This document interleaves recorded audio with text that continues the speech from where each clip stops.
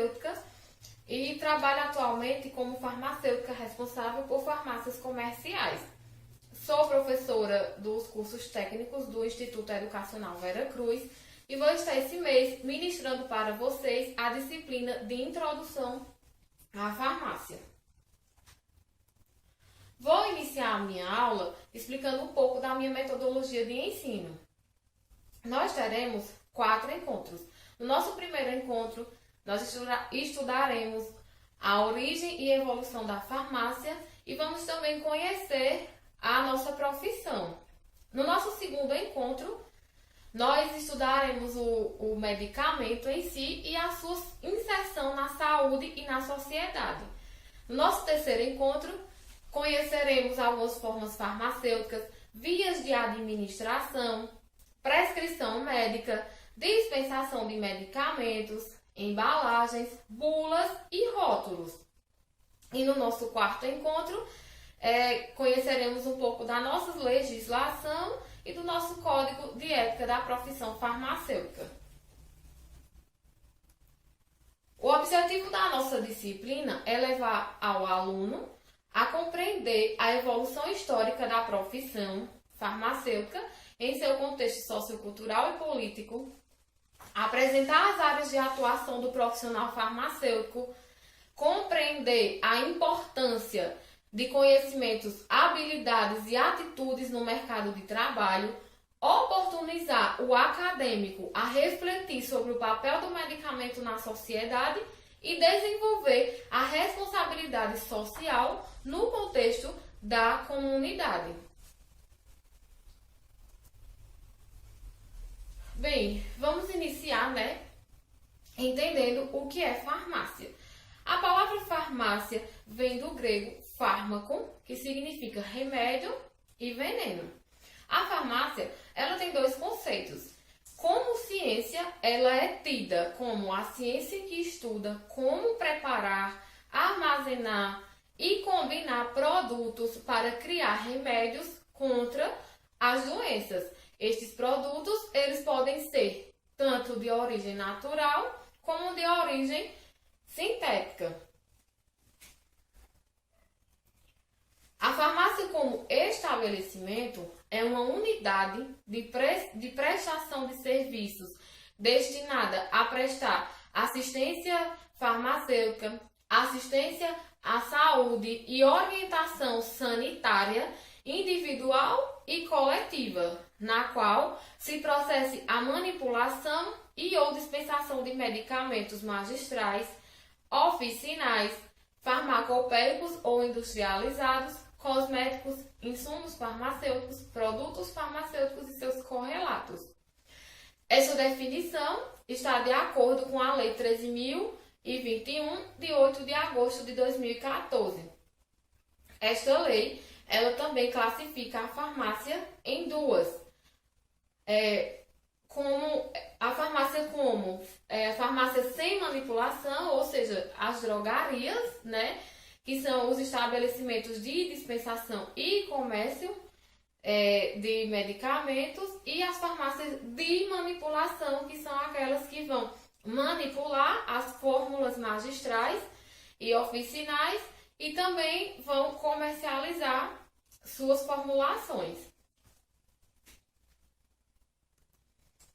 Origem e evolução da farmácia. Bem, desde épocas bem remotas que os nossos primitivos eles já se utilizavam de recursos provenientes da natureza com o objetivo de curar suas enfermidades e restabelecer a sua saúde. Esses recursos da natureza eram plantas medicinais, eram recursos animais e até mesmo minerais. Alguns antropólogos, eles datam que essa utilização de recursos, ela começou desde a idade da pedra lascada. Foi nesta época, nesta idade,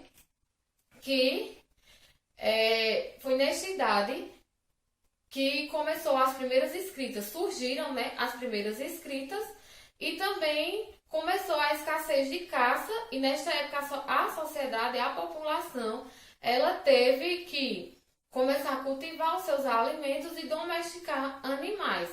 Através dessa domesticação, desse contato da sociedade com esses animais, começaram a surgir algumas doenças, como por exemplo as gripes que eram provenientes desses animais.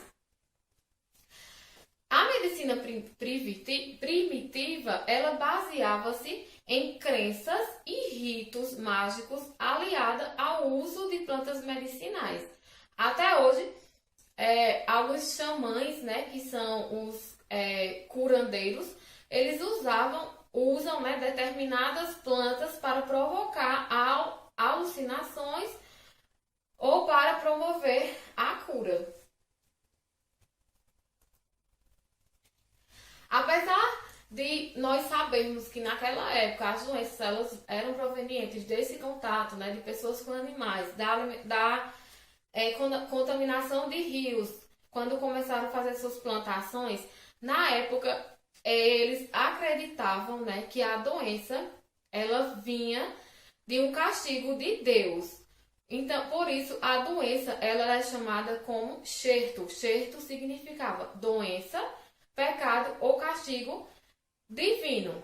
Então, nessa época, cada homem ele tinha um gênio que era o seu protetor contra os demônios causadores dessas doenças. E cada gênio intercedia a um deus maior. Um dos deuses mais poderosos, considerados bem poderosos, foi o Marduk, que era considerado deus da vida, da luz e do sol. Baseado nessa crença, a intervenção médica era feita através da confissão do doente e a terapêutica era feita com a purificação do indivíduo, né, daquele doente, através de atribuições de um conteúdo mágico ao medicamento. Ou seja, era uma ligação de plantas medicinais com a magia para promover a cura.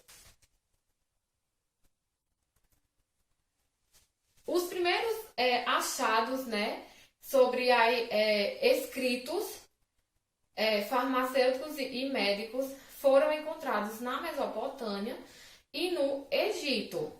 Em Nippur, na Mesopotâmia, foi encontrado, né, o primeiro documento farmacêutico que datam 2.500 anos antes de Cristo.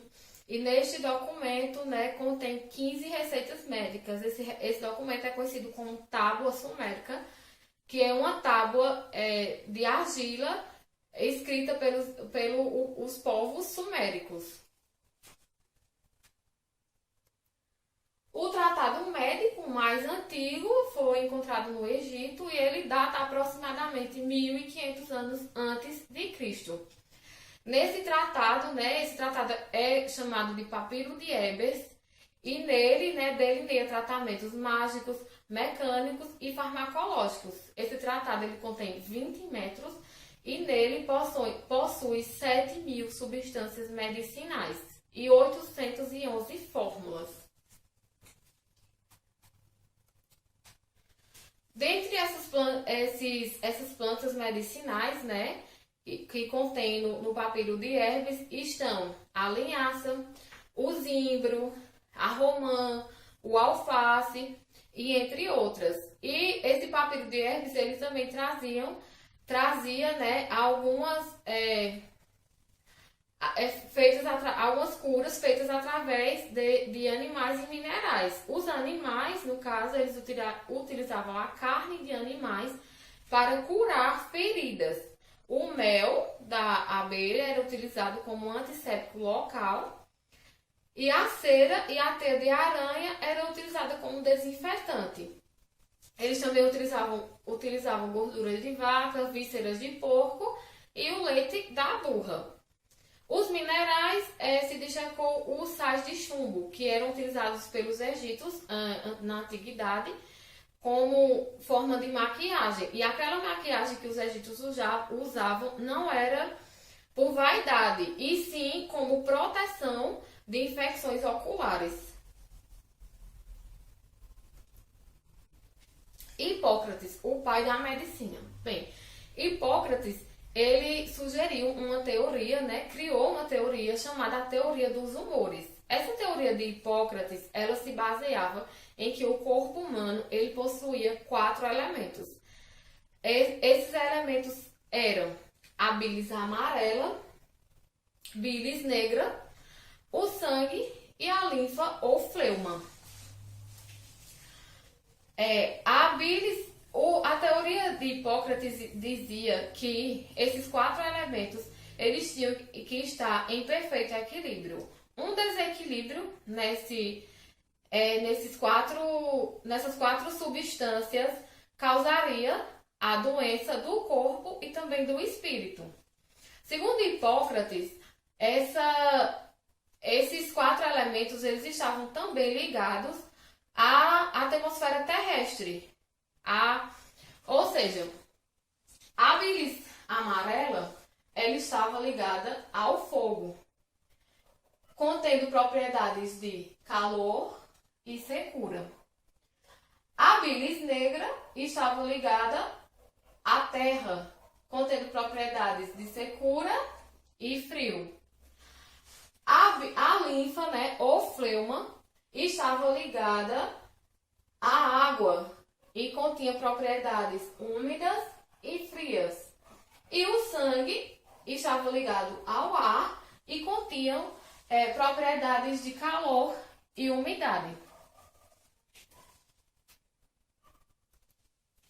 Galeno, o pai da farmácia, veio e completou essa teoria de Hipócrates.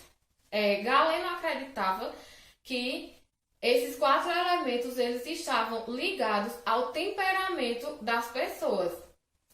Ou seja, uma pessoa ele classificou esses temperamentos como melancólico, colérico, fleumático e sanguíneo. A pessoa melancólica, ela tinha segundo a teoria de Galeno, ela tinha em seu organismo propriedades da bilis negra e era uma pessoa triste, caracterizada pela tristeza. A pessoa colérica, ela tinha propriedades da bilis amarela em seu organismo e ela estava ligada, a uma pessoa apaixonada ou uma pessoa que estava predisposta a ter raiva facilmente. O fleumático ou linfa, estava ligado à linfa e eram as pessoas mais tranquilas. E o sanguíneo que estava ligado ao sangue e eram as pessoas mais perseverantes. Galeno, o pai da farmácia, ele escreveu bastante sobre farmácia e medicamentos. Em suas obras, eles se encontram cerca de 400 de referências a fármacos. Elaborou uma lista de remédios vegetais, conhecidos como os galênicos, a maioria dos quais eram compostos com vinhos e eram chamados de teríagas. Galeno combatia as doenças por meio de substâncias ou compostos que se opunham diretamente aos sinais e sintomas das enfermidades. Ou seja, ele foi o precursor da alopatia atual. Galeno, ele curava a doença através do contrário. Ou seja, se eu tenho uma febre, ele curava com antitérmico. Se eu tenho uma inflamação, ele curava com um anti-inflamatório. A profissão farmacêutica. Bem, a profissão farmacêutica ela surgiu no século II, quando os árabes fundaram a primeira escola de farmácia de que se tem notícia, criando inclusive uma legislação para o exercício da profissão. No século X, surgiram as primeiras boticas ou apotecas na Espanha e na França. Essas boticas ou apotecas são as precursoras das farmácias atuais. Então são as farmácias antigas. Os boticários, eles tinham, nessa época, que conhecer e curar as doenças. E para o exercício dessa profissão, eles deviam cumprir uma série de requisitos e ter local e equipamentos adequados para a feitura e a guarda desses remédios. Os boticários, no caso, são os farmacêuticos atuais. Com o tempo, foi implantado no mundo a indústria farmacêutica e com ela novos medicamentos foram surgindo, foram criados, estudos foram realizados e a indústria começou a crescer numa velocidade bem espantosa. Bem, nessa época, né, a medicina e a farmácia, elas andavam juntas, não tinha distinção. Era apenas um profissional chamado de boticários que diagnosticavam e formulavam faziam formulações com o objetivo de curar as pessoas. Com a chegada da indústria farmacêutica, começou a haver uma distinção dessa profissão, porque os farmacêuticos, os boticários da época, eles começaram a migrar para as indústrias farmacêuticas, assumindo o papel apenas da formulação desses medicamentos, deixaram as boticas para os leigos. Nessa época, o pessoal que lavava as vidrarias, algum auxiliar, começou a abrir suas boticas, né? E investir nisso como um comércio. E aí começou a distinção, né, da profissão, onde ficou o farmacêutico voltado para a formulação e o médico apenas para o diagnóstico dessas enfermidades. Em 1777, Luís XV determina, né, a substituição do nome de apotecário pelo de farmacêutico. Naquela época, a obtenção do diploma de farmacêutico exigia estudos teóricos e prestação de exames práticos, embora ainda não fosse considerado de nível universitário. Aí, com o tempo, o estudo universitário para a formação do farmacêutico foi estendido por toda a Europa. A história da farmácia no Brasil. Bem, na época dos colonos, né, que colonizaram o Brasil, eles se utilizavam de recursos da natureza para combater as suas enfermidades e só tinham medicamentos vindos da civilização quando vinham alguma expedição, e nessas expedições sempre vinha um tripulante com uma farmácia ambulante, né? E nessa farmácia continham, na época, boticas ambulantes para a época, e nessas boticas vinham alguns medicamentos já da civilização. Isso ficou até o governador-geral, Tomé de Souza, trazer de Portugal para o primeiro boticário, que era chamado Diego de Castro, para o Brasil. Daí o Brasil passou a ter medicamentos e outros produtos com fins terapêuticos, e esses produtos eles podiam ser comprados em boticas. O boticário, em frente ao doente, ele manipulava e produzia esses medicamentos de acordo com a farmacopeia e a prescrição dos médicos. Nos locais distantes, esses medicamentos eram vendidos por mascates, ou seja, por vendedores ambulantes, que passavam vendendo joias e vendendo outros materiais, eles também passavam vendendo esses medicamentos. Nessa tripulação, né, nessas expedições, também chegou ao Brasil os jesuítas, que tiveram um papel bem importante na história da farmácia no Brasil. Um jesuíta que se destacou foi José de Anchieta, que foi o primeiro boticário de Piratininga, São Paulo. Então, os jesuítas, eles foram os primeiros a instituir enfermarias e boticas em seus colégios, tornando-se especialistas em preparo de remédios, principalmente os feitos à base de plantas medicinais. Era nos colégios, né, que a população encontrava os medicamentos vindo de Portugal ou preparados pelos próprios jesuítas. Em 1640, as boticas foram autorizadas a funcionar como comércio e se multiplicaram em toda a colônia, dirigidas por boticários aprovados em Coimbra. Com a vinda da família real para o Brasil, surgiu os primeiros cursos de farmácia no Brasil, né? Surgiram as primeiras faculdades. Com a fundação dessas primeiras faculdades, que surgiu no ano de 1839 até 1898, estavam surgindo as primeiras faculdades, o boticário ele foi lentamente sendo substituído pelo farmacêutico. A botica, onde o boticário pesquisava e manipulava suas fórmulas extemporâneas, originou dois novos tipos de estabelecimento, a farmácia e o laboratório industrial farmacêutico. Em 1851, surgiu o decreto número 828, de 29 de setembro de 1851. Esse decreto manda executar o regulamento da Junta de Higiene Pública. É como se fossem as leis de vigilância sanitária atuais.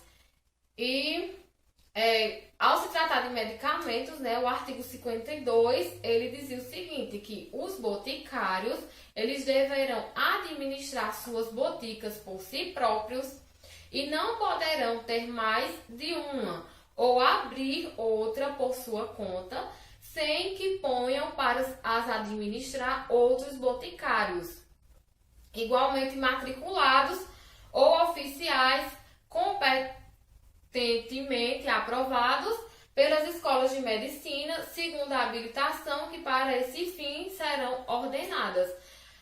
Ou seja, nessa época já começou a exigência dos boticários a permanecerem dentro de suas farmácias. Ela já era tida, né, como um estabelecimento de saúde e já existia essa luta porque alguns queriam tratá-la como um comércio. Então já começou a surgir as leis que estabeleciam que ela seria um estabelecimento de saúde e precisava de um profissional capacitado dentro das mesmas. E uma das leis que obrigou, né,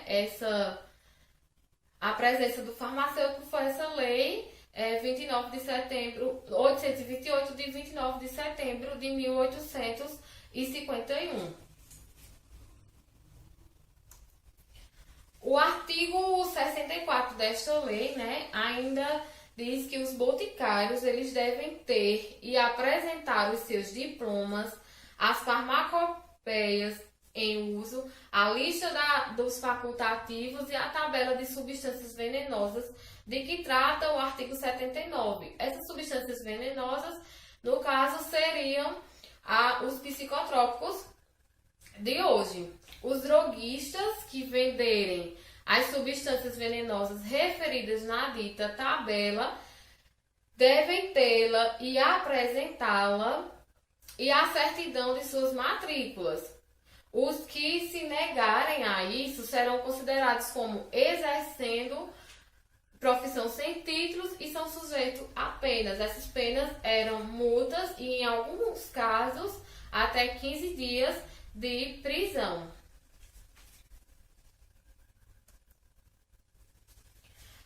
O Decreto 2055, de 19 de dezembro de 1857, estabelece as condições para que os farmacêuticos não habilitados eles tivessem licença concedida para continuarem a ter abertas as boticas existentes antes da publicação do regulamento 828, de 29 de setembro de 1851, que a gente falou no slide anterior. Ou seja, vocês percebem que sempre foi uma luta dos profissionais de saúde querendo suas áreas de atuação e os comerciantes querendo utilizar-se disso para fins lucrativos.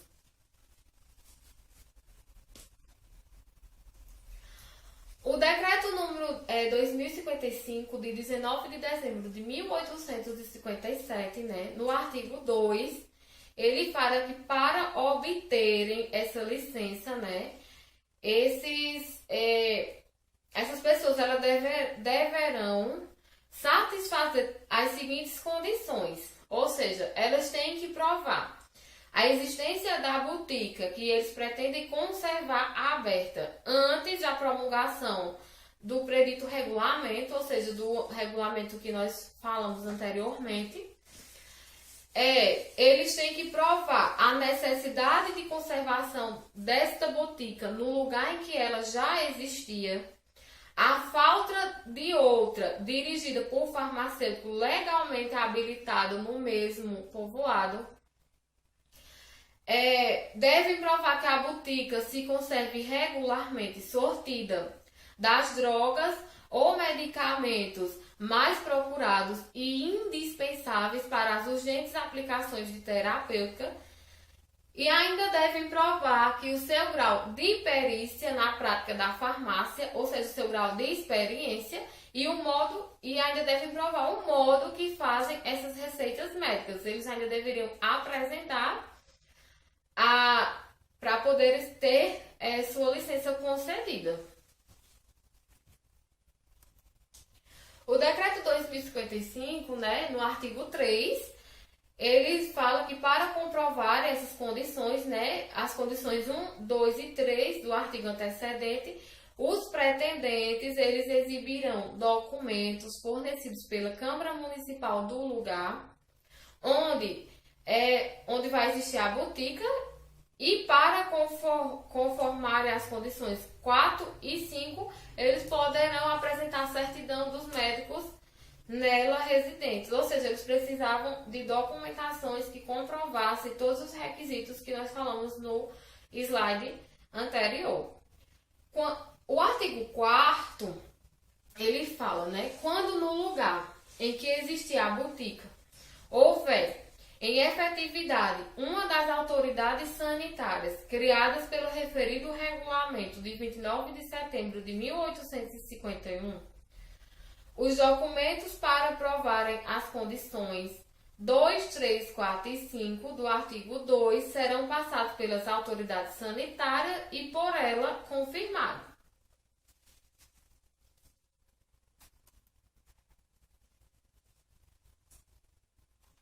O artigo 5º, né, no caso de não haver no lugar autoridade sanitária, os médicos legalmente habilitados que possam atestar a respeito das condições cujo conhecimento lhe é peculiar, na forma do artigo 2 e 4, os pretendentes comprovarão isto mesmo com documento passado para a Câmara Municipal respectiva. O artigo 6º. Quando ocorrer quaisquer circunstâncias não previstas neste regulamento e as quais sejam necessárias atender-se para a concessão das licenças de que trata o artigo 1º, a Junta Central de Higiene Pública as tomará na devida consideração para a concessão da licença, uma vez que tais circunstâncias sejam suficientemente comprovadas pelos respectivos pretendentes. Esse decreto ele foi assinado por Marquês de Olinda, que era o imperador da época. A primeira tentativa oficial de se definir a profissão do farmacêutico no Brasil foi em 1931 pelo governador Getúlio Vargas, através do decreto 19.606 de 1931. Nesse decreto, ele reconhece a competência para o farmacêutico exercer análises clínicas, químico, bromatologista, biologista e legista. Ele também estabelece o controle de vendas de substâncias causadoras de dependência, retenção de receita e guarda em armários como responsabilidade deste profissional e obriga a direção por farmacêutico nos laboratórios privativos de hospitais, casas de saúde, sanatórios, cooperativas e estabelecimentos religiosos.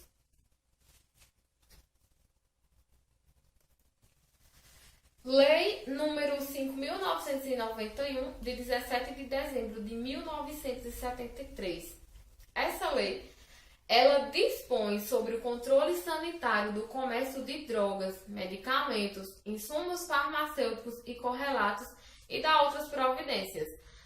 Essa lei, ela foi uma forte pressão, né, da Associação de Donos de Farmácias, além de indústrias farmacêuticas, para a criação dos artigos desta lei. Criaram-se nessa época postos e dispensários de medicamentos em estabelecimentos hospitalares. Né? Através dessa lei ficou permitido a venda de anódinos, ou seja, os medicamentos que não dependem de receita médica. Eles foram permitidos suas vendas em hotéis e similares a hotéis. Drogaria passou a ser um estabelecimento de venda, varejo de produtos farmacêuticos e admitiram a abertura por leigos. Porém, com a presença da assistência do responsável técnico, que é o farmacêutico, né? E nessa época, através desta lei, a farmácia ela ficou caracterizada como um estabelecimento comercial.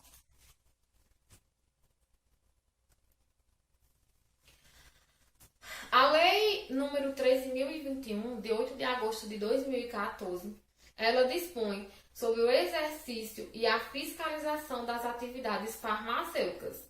Então, essa lei, ela chegou para mudar o conceito de farmácia no Brasil, né? Onde farmácias e drogarias, elas deixam de ser meros estabelecimentos comerciais e passam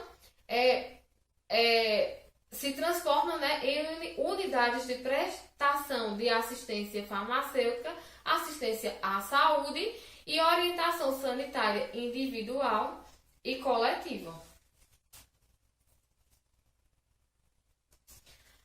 A criação dos conselhos, né? A criação dos conselhos de farmácia foi uma ordem dos farmacêuticos após a segunda semana de farmácia em São Paulo. Essa segunda semana ocorreu em 1936 e em 1957 foi encaminhado um projeto ao governo e em 11 de novembro de 1960 são criados os conselhos federais e regionais de farmácia.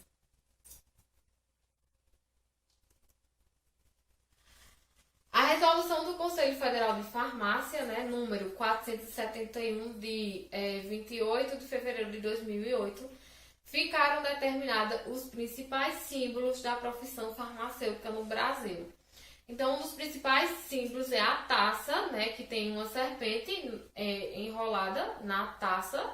Ela é conhecida internacionalmente como um símbolo da profissão farmacêutica. E sua origem ela remota à antiguidade. Ela representa, né, o símbolo da cobra, representa o poder, envolvendo a taça, que significa a cura. Um outro símbolo, né, vindo da antiguidade, é o juramento.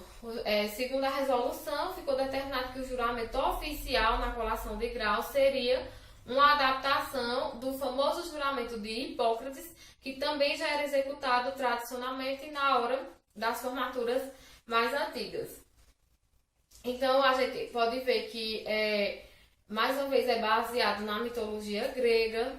Hipócrates foi, segundo os estudiosos, o pai da medicina na Grécia, como a gente já falou, e o seu juramento adaptado é recitado pelos graduandos na hora da colação de grau até os dias atuais. Além do juramento, foi definida a cor da faixa da beca dos farmacêuticos formandos.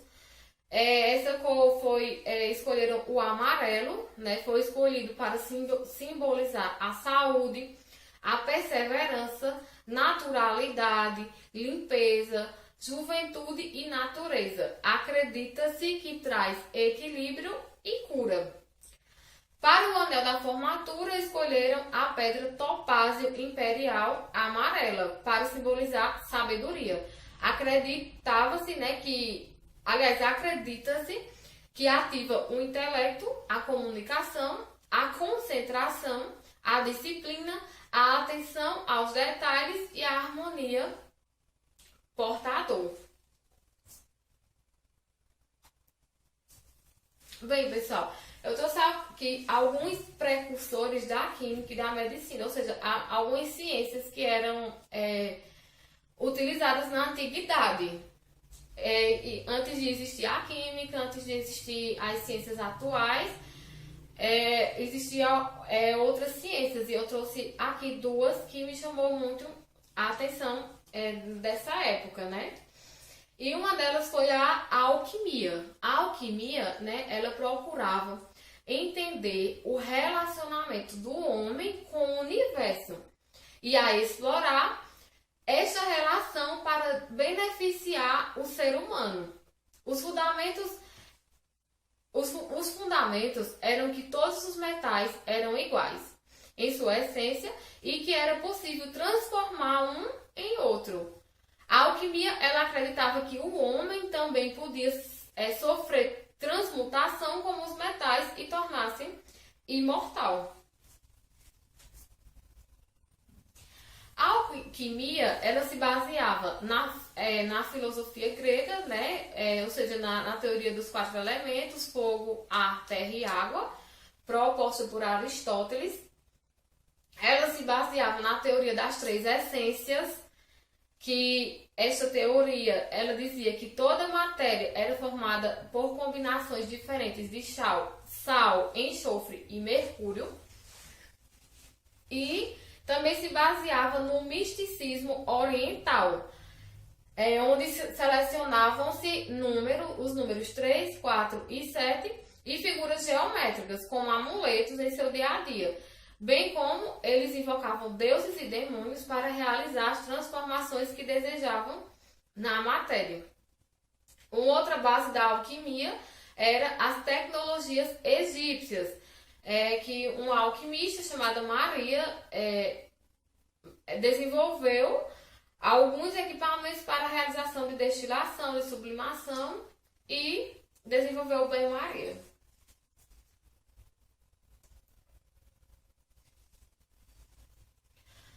O que os praticantes da alquimia buscavam, né? Então, eles tinham 2 objetivos principais.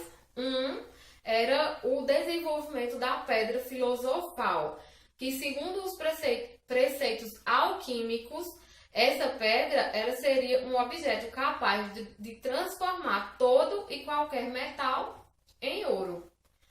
O elixir da longa vida, né? Segundo os preceitos alquímicos, o elixir seria uma bebida medicamentosa capaz de proporcionar a cura dos males do corpo e uma longa vida. Ou seja, os alquimistas, eles objetivavam e acreditavam em um só medicamento para a cura de todas as doenças e assim prolongar a vida das pessoas. E uma outra ciência era a iatroquímica. E a iatroquímica, ela acreditava, né, que as doenças eram causadas por um desequilíbrio entre os 4 humores do corpo humano: catarro, sangue, bile amarela e bile preta. Ou seja, ela seguia a teoria de Hipócrates, né? E a iatroquímica, ela foi responsável pelo início do uso em medicina de uma série de substâncias químicas, como o mercúrio, o ferro, o enxofre, o arsênio, o cobre e o álcool. Então, foram ciências que preconizaram, né, a nossa química de hoje, a nossa ciência de hoje, e contribuíram, de certa forma, bastante para os conhecimentos que temos hoje. conhecendo a profissão. Então, agora nós vamos conhecer um pouco da profissão técnico em farmácia. Bem, a profissão técnico em farmácia ainda é uma profissão que não é regulamentada, mas existem iniciativas em alguns conselhos regionais de farmácias para garantir o registro profissional nesses órgãos. No mercado de trabalho, esse profissional não encontra dificuldade para garantir uma vaga, que costuma exigir certificado de conclusão de curso e correspondente, né? Então, a Câmara, né, ainda analisa um projeto de lei, o projeto 668 de 2011, do deputado Policarpo, do PT, no Distrito Federal. E esse projeto, ele regulamenta o exercício da profissão do auxiliar de farmácia e drogarias. Pelo texto, só poderá exercer, né, a atividade, de acordo com esse projeto, só poderá exercer a atividade o trabalhador com nível médio completo e curso profissionalizante. Será exigido ainda do funcionário registros de carteira de trabalho que comprovem o ofício em farmácias e drogarias. Ou seja, esta lei, ela é objetiva, que é a substituição de balconistas ou de pessoas que fazem a dispensação de medicamentos sejam substituídas apenas por pessoas capacitadas, né? Ou seja, o técnico em farmácia, capacitadas para fazer esse trabalho. O técnico em farmácia, ele recebe, ele armazena, dispensa medicamentos em laboratórios, farmácias ou indústrias. O campo de trabalho, a gente percebe, né, que é amplo, podendo atuar ainda em farmácias homeopáticas, hospitalares e de manipulação. Nas farmácias de manipulação, o técnico ele vai preparar fórmulas farmacêuticas, auxiliar o farmacêutico em atividades de produção, além de também poder atuar na indústria químico-farmacêutica e também na indústria de cosméticos. Portanto, né, o técnico de farmácia ele deve ser capacitado para atender às prescrições médicas e identificar as diversas formas de administração de medicamentos. O técnico ele deve utilizar técnicas de atendimento ao cliente, orientando-os a respeito do uso correto e da conservação de medicamentos. Ele dispensa os produtos farmacêuticos mediante a requisição e a prescrição médica. Controla e realiza a manutenção do estoque de produtos e matérias-primas farmacêuticas. Registra a dispensação de medicamentos de distribuição controlada, ou seja, os medicamentos da portaria 344. Realiza operações farmacotécnicas, identificando e classificando os diferentes tipos de produtos e de formas farmacêuticas, sua composição e técnica da preparação. Atua no controle de qualidade na produção e manipulação de formas farmacêuticas e de cosméticos. Então, é um campo bem amplo, né? O farmacêutico ele pode atuar no segmento farmacêutico e tem muitas oportunidades de emprego, onde o profissional ele vai exercer atividades em várias áreas, como indústrias farmacêuticas, indústria de cosméticos, drogarias, farmácias e farmácias de manipulação, empresas distribuidoras de medicamentos, cosméticos e outros produtos farmacêuticos. Ele ainda atua, como foi dito, né, em farmácias homeopáticas, clínicas e hospitais de rede pública e privada e nas unidades básicas de saúde. Então, pessoal, a importância do técnico em farmácia, né? O técnico de farmácia ele é bastante importante em todas essas áreas, auxiliando o farmacêutico em toda a área. Mas uma que eu achei bastante importante, considero bastante importante, é a dispensação de medicamentos, que é onde o profissional ele vai estar tendo contato direto com o paciente e ele deve ser bem qualificado, deve ser um profissional seguro nas suas ações, pois a gente sabe que um erro de dispensação ele pode causar efeitos adversos graves ao paciente e também o estabelecimento comercial. Pode trazer efeitos, né, para o estabelecimento comercial, efeitos negativos. Então, vamos falar agora sobre alguns erros de dispensação, né? Erros de dispensação são erros que ocorrem durante a dispensação de medicamentos, a discrepância entre a ordem escrita na prescrição médica e o atendimento desta ordem, ou seja, o médico ele prescreve uma coisa e o técnico, né, ou a pessoa que está fazendo a dispensação, ela dispensa de forma errônea. Dispensa outro medicamento, ou em outra dosagem, ou em outra forma farmacêutica, e enfim. Então, os tipos de erros de dispensação, né? Um primeiro erro é a triagem da prescrição pelo farmacêutico, ou seja, na hora da separação desse medicamento, não se observar, não prestar atenção na forma farmacêutica do medicamento e fazer uma separação, né, uma triagem com o medicamento errado. Omissão de dose ou do medicamento, ou seja, você omitir uma dose a um paciente ou omitir um medicamento. Medicamento dispensado com concentração errada, ou seja, um medicamento que é para dispensar em 5 miligramas, aí você não presta atenção e dispensa um de 10. Um medicamento dispensado errado, não prescrito e dispensado, ou seja, o médico não prescreveu aquele medicamento, mas você dispensou, você vendeu ou numa farmácia básica entregou para o paciente sem que ele precisasse dessa medicação. Forma farmacêutica errada, um médico ele prescreve um medicamento na sua forma líquida e você dispensa, né, em uma forma sólida, um comprimido.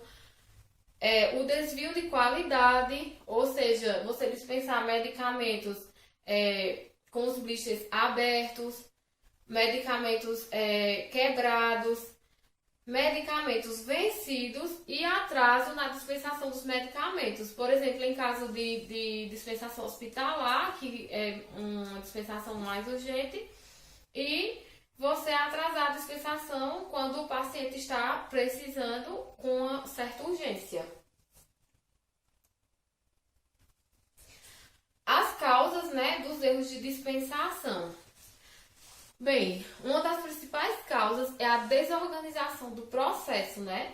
Os processos de trabalho fragmentados, ou seja, utilizando distrações e interrupções. Você trabalhar, dando mais atenção ao celular. E a falta de padronização dos procedimentos, ou seja, do POPs, que são procedimentos operacionais padrões, que são documentos que são feitos, né, detalhando o dia a dia, né, o que vai ser feito no dia a dia.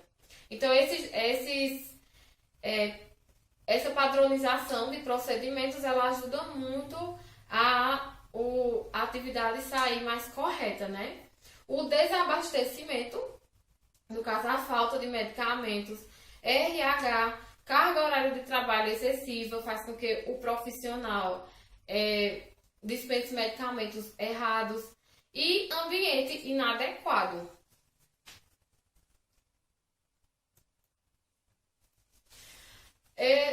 algumas estratégias para reduzir esses erros de dispensação. Então, algumas estratégias são a implantação de normas, ou seja, do POPs, o Procedimento Operacional Padrão, a conferência de rótulos. Sempre que você for fazer a dispensação de um medicamento, você deve conferir o rótulo desse medicamento com o que está na prescrição para saber se esse medicamento é realmente o medicamento prescrito, para você ter certeza da concentração desse medicamento, da forma farmacêutica desse medicamento. Não interpretar ou deduzir prescrições médicas, ou seja, um médico prescreveu algo ilegível e você deduzir essa prescrição sem ter certeza do que o médico realmente prescreveu. Então você devolve, volta para o médico para ter certeza do que realmente foi prescrito. Não atender prescrições verbais, ou seja, o paciente ele chega e diz que o médico prescreveu determinado medicamento, porém não veio por escrito. Dupla checagem do processo de prescrição médica, preparo e dispensação de medicamentos com registro dos erros preveníveis. Sistema de dispensação eficiente e seguro, então tem que ser montado um sistema de dispensação que se adapte àquele local, e a implantação de código de barras dos produtos, dos medicamentos. Alguns cuidados que são tomados para prevenir os erros de dispensação, né? Então, no armazenamento, né, você deve ordenar esses medicamentos em ordem alfabética por denominação genérica, ou seja, pelo princípio ativo. Deve ordenar por formas farmacêuticas, identificação de prateleiras com nome e concentração, identificação da validade. Você deve colocar também nas prateleiras a validade dos medicamentos ou até rótulos naqueles que estão próximos a se vencerem. Identificação do lote, embalagens e rótulos semelhantes, né? Ou seja, você tem que colocar um alerta visual para medicamentos que têm embalagens semelhantes. Você coloca um alerta para quando você for dispensar, não dispensar um pelo outro. Cuidado ao guardar devoluções quando um medicamento ele é devolvido. Então a gente tem que observar se esse medicamento ele não foi aberto, se esse medicamento ele não está quebrado, se ele não está vencido, se ele não foi trocado por outro. E dentro das condições de conservação, tudo isso dentro o medicamento tem que estar dentro das condições de conservação exigidas. Então, se for um medicamento tipo insulina, que tem que estar na geladeira, esse medicamento ele tem que estar na temperatura da geladeira. Ele não pode ser guardado, né, fora da geladeira, ser armazenado. Então, cuidados que são tomados para prevenir erros de dispensação, né? Aqui eu trouxe alguns exemplos de etiquetas auxiliares com cores ou sinais de alerta diferenciados nas embalagens. Então, você pode usar algumas etiquetas, né, utilizando medicamento de risco para alguns os medicamentos de risco. Você, como mostrar aí, e pode identificar as embalagens semelhantes, como nós temos aqui o fenolterol e o ipratrópio. São dois medicamentos que têm embalagens bem semelhantes. E aí você coloca uma taxazinha, né, com a identificação e o nome maior para não confundir. E a questão da alerta de prazo de validade curto. O medicamento, quando ele está próximo a se vencer, você colocar as tarjinhas com prazo de validade, ou até mesmo colocar ele numa quarentena para que eles sejam usados primeiro do que aqueles que ainda estão com a validade mais prolongada. Controle de validade dos medicamentos. Então, para fazer esse controle de validade, né, a gente, como forma de organização, que a gente pode fazer um cronograma. Na segunda-feira, eu vou fazer o controle dos medicamentos da portaria 344. Na terça-feira, eu vou fazer o controle de quimioterápicos, colírios, pomadas e termoláveis. Na quarta-feira, eu vou fazer de líquidos, medicamentos não padronizados. Na quinta, de intravenosos. Na sexta, de comprimidos, cápsulas e dráseos. No sábado e domingo, a gente faz uma revisão geral, se for o caso de trabalhasse no sábado e domingo.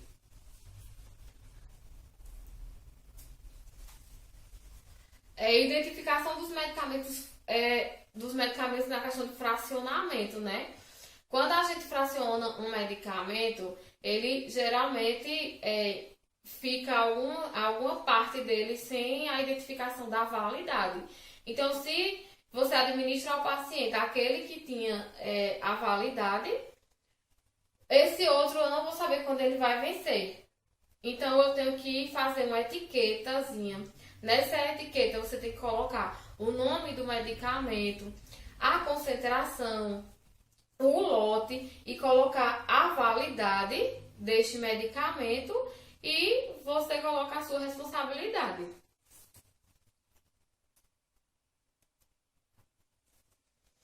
Dispensação hospitalar. Então, a dispensação hospitalar, ela segue um fluxo, né? O médico vai prescrever o medicamento, a enfermagem, ela vai receber do médico e avaliar, e a enfermagem, ela vai levar para o farmacêutico. O farmacêutico vai avaliar a prescrição e fazer a triagem. O técnico separa os medicamentos, conferindo a triagem do farmacêutico, e o farmacêutico confere esses medicamentos mais uma vez e voltam para o técnico vai embalar esse medicamento e volta para a enfermagem para que seja administrado no paciente. Quais as atividades diárias de um técnico em farmácia, né, na dispensação hospitalar? Então, o técnico em farmácia hospitalar, ele vai checar e controlar os medicamentos de alto custo. Ele vai checar e controlar a validade desses medicamentos. Ele vai fracionar os medicamentos sólidos orais, né? Vai separar os medicamentos para os pacientes internados, fazer atendimento esporádico a pacientes ambulatórios e também ele se encarrega pela embalagem dos medicamentos. O papel do técnico em farmácia no estoque e na guarda, né, no armazenamento de medicamentos. Então, o técnico ele vai receber a solicitação de produtos, vai fazer o recebimento da solicitação de produtos, ele vai abastecer os diversos setores da farmácia, vai abastecer a soluções eletrolíticas, grandes volumes, para as enfermarias e postos de atendimento, vai conferir os produtos com as devidas notas fiscais, receber as devoluções de medicamentos, organizar as prateleiras com as etiquetinhas, como eu falei, e fazer o controle de validade. E também ele vai fazer as boas práticas de armazenamento do medicamento. O papel do técnico, né, nas farmácias de manipulação é uma outra função bem importante do técnico e onde o técnico ele vem atuando bastante nas farmácias de manipulação.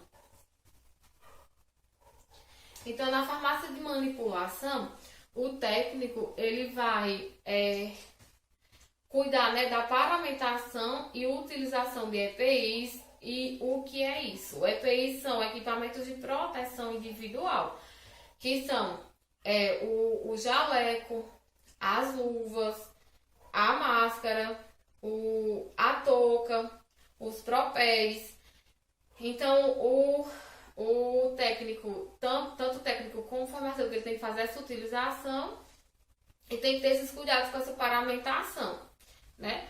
Ele vai solicitar medicamentos ao estoque, ele vai higienizar as embalagens primárias, ou seja, as que chegam à farmácia. E essas embalagens elas vão ser higienizadas e vão ser muitas vezes até passadas para as embalagens da farmácia. Limpeza e higienização, né, da cabine, então é responsabilidade também do técnico fazer essa limpeza e a higienização da cabine. Cada vez que o medicamento ele é manipulado, essas cabines elas têm que ser higienizadas para que um novo medicamento seja manipulado. E vai fazer a manipulação de fórmulas também, né? A questão de encapsulamento, de tamização, de mistura de formulações. Tudo isso são atribuições, né, do farmacêutico, do técnico em farmácia.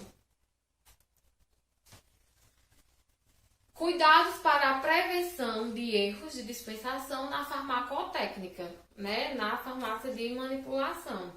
Então, deve ter atenção e alerta às condições de armazenamento específico.